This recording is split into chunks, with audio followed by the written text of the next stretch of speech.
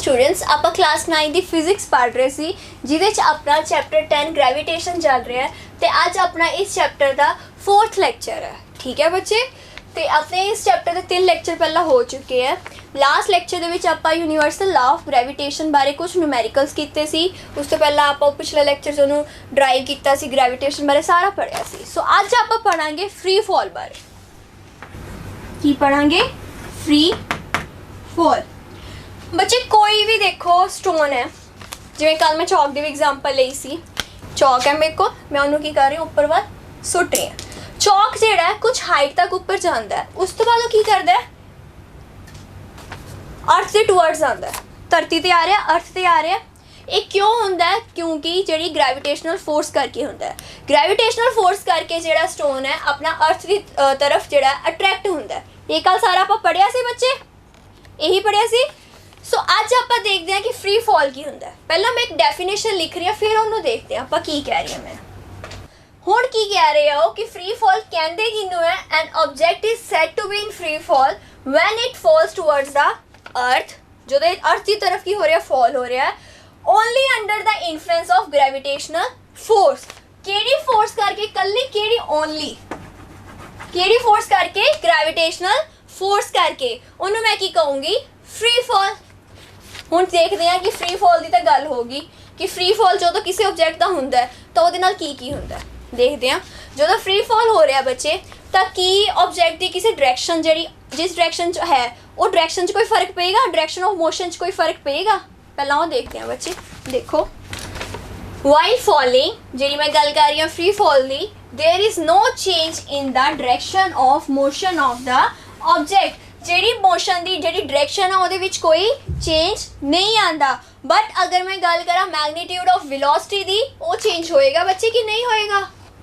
जो मैं गल की फ्री फॉल की, दोबारा दिमाग रिवर्स घुमाओ, कितने रिवर्स घुमाओ। जो मैं स्टोन की गल की, स्टोन च मैं की किया कि स्टोन मैं उपर सुटिया, स्टोन कुछ हाइट तक जाके थले जाता है, थले की जाता है free to move, free to fall है, सॉरी बच्चे फ्री टू फॉल है। क्यों? उन्होंने फ्रीडम है, क्यों थले जा रहे हैं? ग्रेविटेशनल फोर्स करके जा रहे हैं। तो की हो रहा है? ग्रेविटेशनल फोर्स करके वो की होएगा थले तरफ, अर्थ उन्होंने की करेगी? अट्रैक्ट करेगी। तो अट्रैक्ट करेगी, हुण वो की करेगा? ओदा की होएगा? वो टेंड करेगा कि मैं फास्टली थले जावा, क्योंकि थल्लों उन्होंने कोई चीज़ की कर रही है?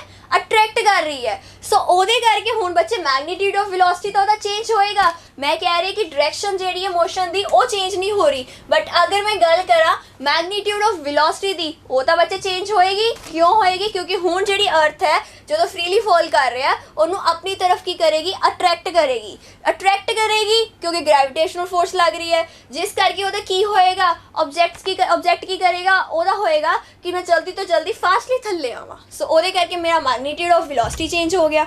सो मैग्नीट्यूड ऑफ वेलोसिटी नाल की चेंज होएगा, वो आप अगे करते हैं। पहला आप इत्थे लिखते हैं कि मैग्नीट्यूड ऑफ वेलोसिटी भी की है, चेंज होएगा।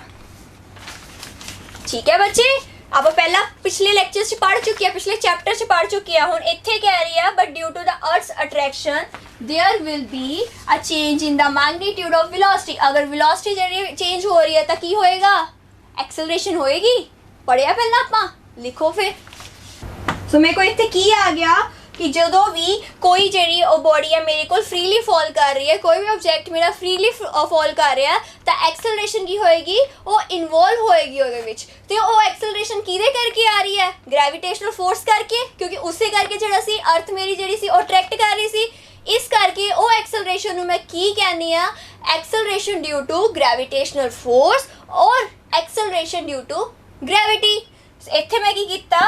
एनी चेंज इन वेलोसिटी जोड़ी की क्यों हो रही सी? अर्थ की अट्रैक्शन करके हो रही सी, बट वो जी डायरेक्शन सी मोशन की वो चेंज नहीं हो रही सी।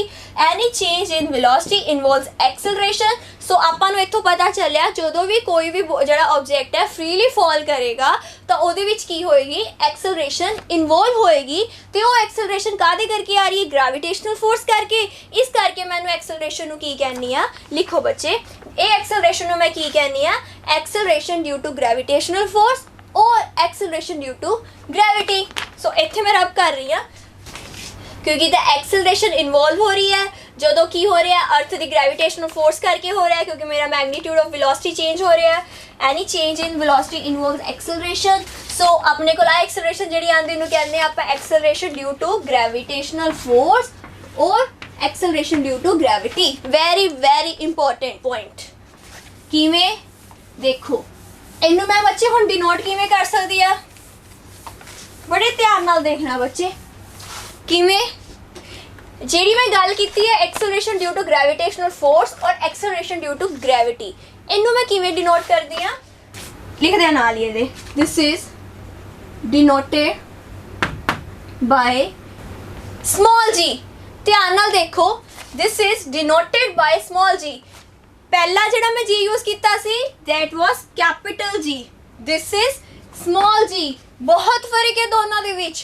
कैपिटल जी मेरे को सीगा universal constant, universal gravitational constant. की सीगा यूनिवर्सल ग्रेविटेशनल कांस्टेंट, जेड़ा मेरे को आया सी, जेड़ा आपा कीता सी यूनिवर्सल लॉ ऑफ ग्रेविटेशन। इत्थे मेरे को आया स्मॉल जी, ये है एक्सेलरेशन ड्यू टू ग्रेविटी। ये है मेरे को जेड़ा सीगा मेरे को कांस्टेंट आया सी, ग्रेविटेशनल कांस्टेंट आया सी, जेड़ा मैं गल कीती सी यूनिवर्सल ग्रेविटेशनल कांस्टेंट, जिहदी वैल्यू भी आपा फिक्स सी, जेड़ी आपा न्यूमेरिकल्स भी यूज कीती है। जे तुसी इत्थे कैपिटल जी नाल कर दोगे दैट इज रॉन्ग, क्योंकि वो तो है ही कोई होर टर्म है। जे उत्थे तुसी स्मॉल जी नाल कर दोगे that is acceleration due to gravity. So इस गल का ध्यान रखना बच्चे। ये हैगी है जो मेरे को बॉडी फ्री फॉल कर रही है ड्यू टू ग्रेविटेशनल फोर्स, जिहड़ी है मैग्नीट्यूड ऑफ वेलोसिटी चेंज होएगा, जिस करके मेरे को एक्सेलरेशन आएगी। वो एक्सेलरेशन जिहड़ी मेरे को ग्रेविटेशनल फोर्स करके आ रही है, जो ऑब्जेक्ट मेरा फ्री फॉल कर रहा है that is free to fall, उन्होंने पूरी फ्रीडम है, ਉਹਦੇ करके जिहड़ी एक्सेलरेशन आती है उन्होंने कहते हैं acceleration due to gravitational force और एक्सेलरेशन ड्यू टू ग्रेविटी, जिन्हों मैं स्मॉल जी नाल कर रही हूँ। हुण तां हो गया कि इन्हों मैं डिनोट किहदे नाल कर रही है, फिर आप उत्थे ही पहुँच जाना अपनी यूनिट्स से। ये यूनिट्स की होनियां, यूनिट्स इज सेम किहदियां, एक्सेलरेशन दी यूनिट्स पहले आप कीतियां हुई हैं, यूनिट सेम है। की यूनिट्स होनियां बच्चे, अगर मैं ऐसा ही यूनिट्स की गल कर रही हूँ तो यूनिट्स की होंगियां मीटर पर सैकेंड स्क्वायर। एक्सेलरेशन दी यूनिट्स आही होंदियां बच्चे, आही कीतियां सी आपां। सो ਇਹਦੇ यूनिट्स की आई है, अगर मैं ऐसा ही यूनिट्स की गल कर रही हूँ, ऐसा ही यूनिट्स मीटर पर सैकेंड स्क्वायर। ठीक है बच्चे। सो हुण तक आप फ्री फॉल की पढ़िया कि अपने को acceleration due to gravitational force और एक्सेलरेशन ड्यू टू ग्रेविटी आ गया, जिन्हों मैं स्मॉल जी नाल कीता, यूनिट्स ओदियां आ गया। हुण आपां अगे कंटिन्यू करते हैं। सेकेंड लॉ ऑफ मोशन ने की क्या सी, मैं मोस्टली आपां पिछला काफ़ी डिस्कस भी कर चुके हैं। आई थिंक कल वाले लैक्चर च भी मैं कीता सी, जो मैं यूनिवर्स ग्रेविटेशन जिहड़ा सी टॉपिक समझाया सी कि किवें, जो मैं क्या सी एप्पल जिहड़ा अर्थ नूं अट्रैक्ट कर रहा है या नहीं कर रहा, अगर अर्थ एप्पल नूं कर रही है, उस भी मैं सेकेंड लॉ ते थर्ड लॉ ते आई सी। So second law of motion सीगा कि उन्हें क्या सी कि फोर्स जिहड़ी है that is can be find, किवें फाइंड कीती सी कि कितनी फोर्स एग्जर्ट हो रही है, by multiplying mass with acceleration. Mass से एक्सेलरेशन नूं मल्टीप्लाई कीता सी, क्योंकि F equals to M A सी। हुण अगर मैं इत्थे भी जिहड़ा मास जिहड़ा स्टोन दा जिहड़ा मैं उपर वाल नूं थ्रो कीता है ते कुछ हाइट ते वजह थल्ले ही फॉल कर रहा, सारा आपां डिस्कस भी कीता ते वो स्टोन दा जिहड़ा मास है वो मैं स्मॉल m ले ला। की लिया मैं मास जिहड़ा स्टोन दा स्मॉल m। ते हुण जिहड़ी अगर मैं ग्रेविटेशनल फोर्स फाइंड आउट करनी होवे, ग्रेविटेशनल फोर्स फाइंड आउट करनी होवे तो मैं मास ऑफ स्टोन जिहड़ा मैं स्मॉल m लिया उन्होंने मैं किहदे नाल मल्टीप्लाई करूँगी। उत्थे मेरे कोल की सी F equals to M A. इत्थे मैं फाइंड आउट करनी है ग्रेविटेशनल फोर्स। मास अगर मैं स्टोन दा स्मॉल m ले रही हूँ तो हुण जिहड़ी ए है इत्थे वो ए किहदे नाल चेंज हो जाएगी, जी नाल, जिन्हों मैं इत्थे डिनोटेड कीता सी। इत्थे दोबारा लिख रही हूँ, डिनोटेड बाय स्मॉल जी। हुण अगर मैं किया इत्थे सेकेंड लॉ दे अकॉर्डिंग मेरे को F equals to M A सी। हुण इत्थे भी अगर मैं ग्रेविटेशनल फोर्स फाइंड आउट करनी है तो मैं की करूँगी, mass of stone small m पता है मैं जो लेट कीता है, हुण ए दी जगह मैं की लूँगी एक्सेलरेशन ड्यू टू ग्रेविटी और acceleration due to gravitational force, जिन्हों मैं जी नाल डिफाइन किया है, क्योंकि हुण ऑब्जेक्ट जिहड़ा मेरा फ्रीली फॉल है वो फ्री फॉल कर रहा है ड्यू टू ग्रेविटेशनल फोर्स। ठीक है बच्चे। सो कर लो फॉर्मूला लगा के आपका की आ गया, the magnitude of F equals to M G, इनू मैं नेम करता इक्वेशन 1। ठीक है। और इत्थे जी की है ना मेंशन करो, क्योंकि स्मॉल जी दे कैपिटल जी च बहुत फर्क है। किवें फर्क है, कैपिटल जी की वैल्यू तो मैं की है कांस्टेंट है, यूनिवर्सल ग्रेविटेशनल कांस्टेंट है ओदी वैल्यू तो कांस्टेंट रहेगी, बट स्मॉल जी की वैल्यू जी चेंज हो सकती है, वो भी अगे तुहानू पता चलेगा क्योंकि एक्सेलरेशन ड्यू टू ग्रेविटी है, सो ये वैल्यू जी चेंज हो सकती है। This is not constant, universal constant नहीं है, जबकि वो कैपिटल जी की सी यूनिवर्सल कांस्टेंट सी मेरे को। ठीक है बच्चे, स्मॉल जी की वैल्यू इत्थे स्मॉल जी की है एक्सेलरेशन ड्यू टू ग्रेविटी। ये मैं फाइंड आउट कर लिया मैग्नीट्यूड ऑफ ग्रेविटेशनल फोर्स। एक फोर्स की वैल्यू बच्चे आपां हुण तक न्यूमेरिकल्स भी कीते सी लास्ट लेक्चर दे विच, F equals to G M capital M into small M upon D square. फिर तो लगाने वही की है वो बच्चे अपने को force of attraction between two object. Force of attraction between two objects ही होंदियां ने, आप वही कीता सी की सी force of attraction between any two object given by universal law of gravitation। की given सी small m को की सी stone दा mass, small m is stone दा mass, capital M में की ले लिया इत्थे बच्चे mass of the earth, small m की सी mass of stone जी दी एग्जांपल मैं ले रही हूं, ये capital M है, this is small m mass of stone. ठीक है बच्चे, जी की है मेरे को वो तो चलो उत्थे करता, इत्थे कैपिटल जी इत्थे यूज हो रहा है, वो स्मॉल जी उत्थे डिफाइन करता, कैपिटल जी मेरे को की हुंदा है यूनिवर्सल ग्रेविटेशनल कांस्टेंट, लिख दो यूनिवर्सल ग्रेविटेशनल कांस्टेंट। ठीक है बच्चे, ये मेरे को आ गई force of attraction between two object given by the universal law of gravitation. एक आ गई मेरे को the magnitude of gravitational force. दोनों ने मैं की कर सकती हूँ, इक्वेट कर सकती हैं, फर्स्ट से सेकंड इक्वेशन यूज करके इन्होंने की कर दो, इक्वेट कर दो, इक्वेट कर दे देखते की बनता है। फिर इस साइड मेरे को है बच्चे एम जी फर्स्ट इक्वेशन दो, इस साइड मेरे को है G capital G M small M upon D square, इनू मैं नेम करता इक्वेशन थर्ड। इस तो बाद मैं एक इक्वेशन होर लिख रही हूँ, इनू इदा लिख सकती है ना मैं बच्चे, एक जिहड़ी सी डिस्टेंस इत्थे जिहड़ा स्मॉल डी सी वो की सी बच्चे, डिस्टेंस सी बच्चे बेसिकली केड़ा डिस्टेंस सी between the earth and the object. ठीक है बच्चे, हुण इत्थे जिहड़ा डिस्टेंस है वो केड़ा डिस्टेंस है बच्चे, वो मैं तुहानू इत्थे क्लीयर कर रही हूँ। सपोज करो मेरे को कोई भी हाइट सी जिथे तक मेरे को की गया सी स्टोन गया सी, कुछ हाइट तो बाहर थल्ले आए सी, ये जिहड़ी हाइट है बच्चे ये मैनू दस रहा h। ठीक है, नाल दी नाल मैं एक अगर ले ला, सपोज करो ये मेरे को है surface of earth, surface of earth है, इहदा रेडियस जिहड़ा मैं अर्थ दा कैपिटल R ले लिया, ये हाइट है जिथे तक मेरे को की गया सी स्टोन गया सी, एक मेरे को h है एक R है, बेसिकली जिहड़ा इत्थे d ले रहे हैं ना, d is h plus r, सो इत्थे जिहड़ा d दस रहा वो d दस रहा मैनू distance of the stone from the centre of the earth. की दस रहा सेंटर ऑफ अर्थ तो जिहड़ा मेरे को टोटल कितना डिस्टेंस है, सो जिहड़ा d है बच्चे वो डिस्टेंस दस रहा, distance between earth and object कि कितना दे सेंटर तो जिहड़ा मेरे को डिस्टेंस है इत्थे, बेसिकली इत्थे मेरे को d की हो गया h प्लस r दे इक्वल हो गया।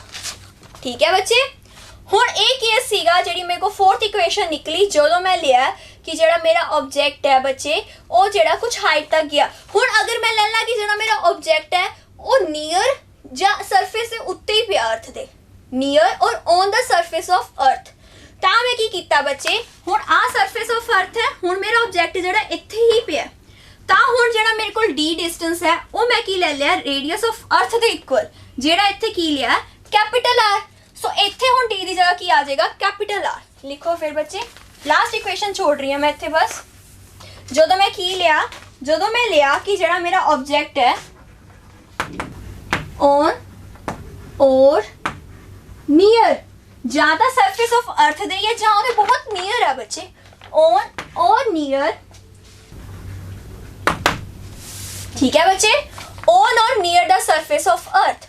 फिर मेरे को जेड़ा बच्चे आ जाएगा फोर्स का, तो फिर तो मेरे को एक आ जाएगा mg, जी मेरे को केड़ी फोर्स है ग्रेविटेशनल फोर्स, ਇੱਕ ਫੋਰਸ ਆਫ ਅਟਰੈਕਸ਼ਨ ਜਿਹੜੀ ਆਂਦੀ ਹੈ, ਜਿਹੜੀ ਆਪਾਂ ਪਹਿਲਾਂ ਵੀ ਕੱਢਿਆ ਸੀ, ਹੁਣ ਇਹਨੂੰ 4 ਤੱਕ ਕਰ ਚੁੱਕੇ ਸੀ, ਇਹਨੂੰ 5 ਨੇਮ ਕਰਤਾ। 6 ਇਕੁਏਸ਼ਨ ਚ ਮੈਂ ਲੈ ਲਈ। ਜੇ ਆਪਾਂ ਸਿੰਪਲੀ ਕਰਦੇ ਹਾਂ ਬੱਚੇ, ਇਕੁਏਟ ਕਰਕੇ ਸਿੰਪਲ करती हूँ मैं। देखो, एक मेरे को mg आएगी फोर्स, एक मेरे को फोर्स आएगी जी फोर्स ऑफ अट्रैक्शन होएगी, जी मेरे को निकलेगी G M M upon R the square, क्योंकि मेरे को जी फोर्स ऑफ अट्रैक्शन होंगी है वो ये इक्वल होंगी है जी जो यूनिवर्सल कॉन्स्टेंट है मेरे को ग्रेविटेशनल कॉन्स्टेंट, दोनों के मासिस, जो अर्थ का मास है कैपिटल एम है, स्टोन का मास स्मॉल एम है। तो डिस्टेंस जो हुण मैं लै रही हाँ आर लै रही है, क्योंकि मैं ले लिया कि जो ऑब्जेक्ट है ऑन और नियर द सरफेस है, तो मेरे को जो रेडियस ऑफ अर्थ है वो ही मेरा जो डिस्टेंस आ जाएगा, that is capital R. M G मेरी जी है वो ग्रेविटेशनल फोर्स है, जी होएगी प्रोडक्ट ऑफ मास जी कि स्टोन द स्मॉल एम है into acceleration due to gravity G. ये इक्वेशन मैं नेम कर रही हाँ 5, क्योंकि दोनों फोर्सेस है इक्वेट कर सकते हैं जिवें पिछले केस च कीता सी। हुण इस तो मैं लिख सकती हूँ बच्चे G equals to G M upon R square, लिख सकते बच्चे, लिख सकते बच्चे। ये आ गया मेरे को G दी वैल्यू जो मेरे को जेड़ा है ऑब्जेक्ट है वो नियर और on the surface of earth है। द अर्थ जी बच्चे मेरे को है ही that is not a perfect sphere, perfect sphere नहीं है। जे मैं कहा कि मैं पोल्स टू इक्वेटर वाल जा रही है, पोल्स टू इक्वेटर, तो बच्चे जो रेडियस है ना, रेडियस जो बढ़ेगा, क्योंकि रेडियस ऑफ अर्थ जो मैं पोल्स टू इक्वेटर वाल जानी है बढ़ता है। अगर रेडियस ऑफ अर्थ जो बढ़ रहा है तो तुम देख सकते हो कि एक्सेलरेशन ड्यू टू ग्रेविटी से की फर्क पेगा स्मॉल जी ते।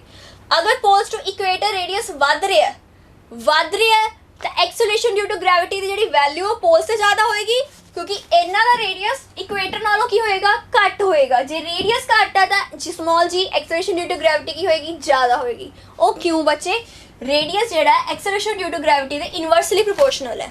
रेडियस ज़्यादा value acceleration due to gravity की घट, रेडियस घट एक्सेलरेशन ड्यू टू ग्रेविटी ज़्यादा। तो इसीलिए कह रही है कि पोल्स टू इक्वेटर जा रहा है तो रेडियस बढ़ रहा है, रेडियस बढ़ रहा है तो जी स्मॉल जी की वैल्यू की है घटेगी। सो अगर पोल्स का रेडियस जो पोल्स टू इक्वेटर जा रहा है तो रेडियस ऑफ अर्थ मेरा उस साइड इक्वेटर में जाते बढ़ता है, बट स्मॉल जी की वैल्यू जी पोल से की होएगी ज़्यादा होएगी एज कंपेयर टू इक्वेटर। ठीक है बच्चे, हुण ये सी अपना सारा कि फ्री फॉल की हुंदा। हुण अगर मैं वैल्यू फाइंड आउट करनी होवे स्मॉल जी दी तो किवें कर सकते हैं, देखो बच्चे।